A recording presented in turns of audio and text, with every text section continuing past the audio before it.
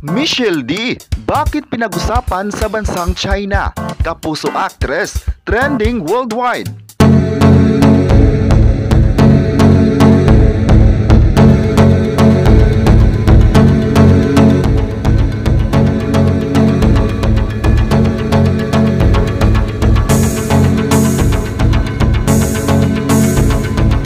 November 26, 2023, lumabas sa isang pahayagan ang pambato ng Pilipinas na si Michelle D sa bansang China. Ayon sa balita, pinag-usapan dito ang evening gown kung saan nagandahan ng mga Chinese sa sinuot nito sa panahon ng Miss Universe noong November 18, 2023. Ang gown na ito ay ginawa ng sikat na designer at nasa likod ng magagandang costumes o gown ng mga nakaraang candidates ng Pinas, lalong-lalo na ang ibang bansa. Pati ang ibang bansa na mangha sa likha ng Pinoy designer, kaya di may tatanggi na marami sa mga taong involved ng pageant ang kinuwang Pinoy designer para sa kanilang delegates. Sa pahayagan, ipinakita din dito kung gaano sila bumilib sa performance ng Pinay mula sa preliminary competition, evening gown at swimsuit attire. Pinagtataka ng karamihan ay kung bakit naging headline si Michelle D na ang mga Chinese ay minsan lang open sa ganitong klase ng balita. First time raw itong napansin ng netizens na naibalita ang Pinay. Ibig sabihin lang daw nito ay nagustuhan nila ang mga ganap ni Michelle D sa kompetisyon. Ang nasabing gown ay inspired kay Apo Wang-od na isang kilalang tattoo artist sa Pilipinas. Makikita ang evening gown na suot ni Michelle ay sakto sa kanyang katawan at naging kakaiba sa iba pang mga kandidat. Mas nangingibabaw ang husay at galing ni Michelle. Believe ang Chinese sa pagrampa nito, karisma at kung paano ito napaka-confident sa lahat ng exposures. Napatanong din ng fans mula sa China kung bakit naligwak ang pambato ng Pilipinas na deserve naman raw nito na aabante sa top 5 finalists. Nakita doon nila kung gaano kahusay si Michelle at nagulat sila nito. May netizen din na nagkomento sa pagkakamali ng Miss Universe El Salvador sa posting of candidates sa top 5 result. Ayon pa sa post ng Miss Universe El Salvador, nagkaroon daw ito ng pagkakamali dahil daw sa bilis ng pangyayari, nagkahalo-halo na ang pangalan ng dalawang kandidata o finalist. Isa lang daw itong simpleng error ng kanilang pagmamadali. Humingi din ng paumanhin ang pamunuan ng Miss Universe El Salvador sa dalawang finalist. Dahil dito, marami ang nabigo sa pahayag na ito. Ayon pa nila, hindi sila naniniwala sa mensahe na ito. Alam daw nila na malinaw na may nangyaring pagkakamali na hindi normal. Ikinukumpara pa ang pagkakamali ng Miss Universe El Salvador sa panahon ni Steve Harvey kung saan nagkamali siya ng pag-anunsyo sa winner ng Miss Universe kay Pia Wurtzbach. Bumilib pa ang mga netizens kay Steve Harvey dahil noong panahon na iyon ay bigla ang nagsorry siya sa publiko at naitawid naman ito. Pero sa sitwasyon raw ng Miss Universe El Salvador ay matagal pa bago nagkaroon ng apology. Ayon pa ng netizens, malinaw raw na may malalim na rason bakit ganito ang nangyari sa panahon na iyon. Dahil sa pagkakamali na ito, hindi lang ang Filipino fans ay nagbigay ng komento kundi pati na ang mga international fans ay hindi rin nakaligtas sa intrigang ito.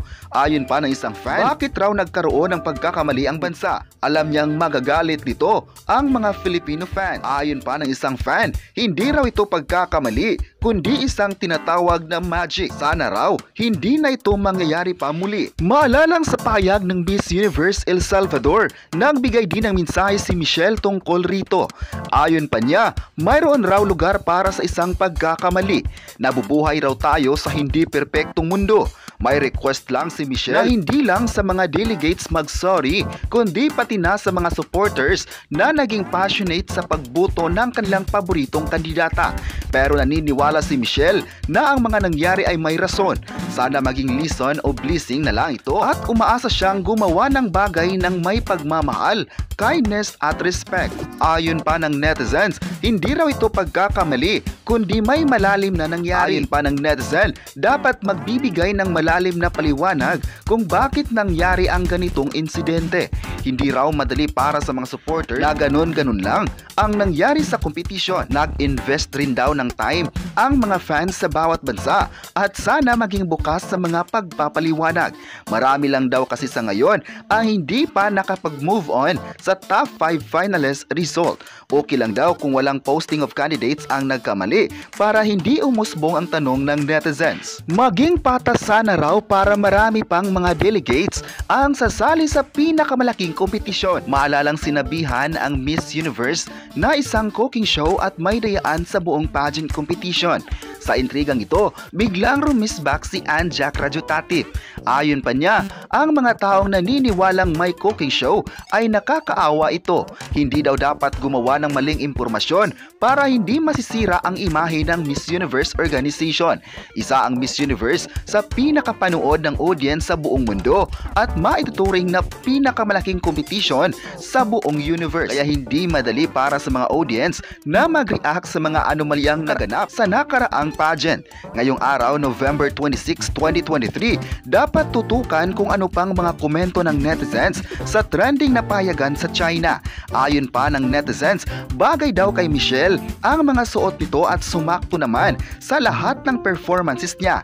Umaasa naman ang mga audience na mapapanood pa siya sa susunod na pageant. May netizen pa ang tila nagpapahiwatig na sana magkakaroon ng rematch sa competition para magkakaalaman na. Nakulangan kasi sila sa buong resulta na nagkaroon ng di makatotohanang result. Hindi raw sila tatahimik hanggat patuloy na magkakaroon ng di patas na scoring ng mga jurado. Ayon pa sa ibang article, hindi daw matataas ang ibinigay na score ng mga judges sa pambato ng Pilipinas dahil binigyan nila ito ng score na 6.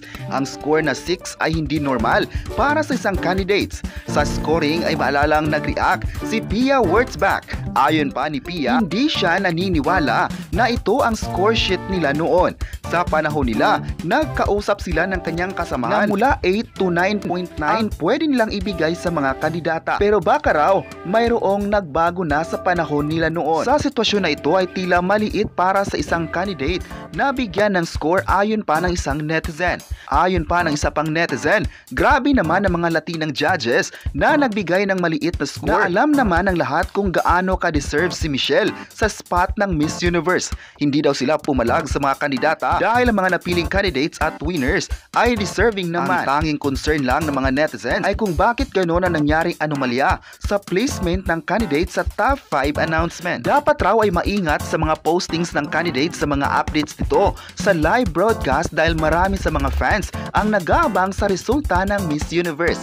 Hindi daw dapat ganito na lang ang mga nangyari kundi maging aral ito sa susunod na Miss Universe edition sa susunod na taon. Nagkaroon na ng promotion ng pamunuan ng Miss Universe sa bansang Mexico kasama ang kandidata pati na ang pambato ng Pilipinas na si Michelle D. Dahil nasa Mexico ito, marami ang bumilib sa partisipasyon ni Michelle sa media at TV guestings dito o promote ng mga candidates ang susunod na edisyon ng pinakasikat at pinakamalaking kompetisyon sa buong mundo. Sa Mexico ang susunod na host country para sa aspiring candidates na kikilatisin ng organisasyon.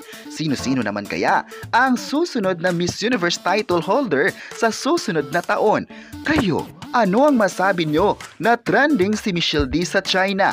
I-comment na kung proud ba kayo sa kanya at huwag kalimutang i-subscribe ang ating YouTube channel.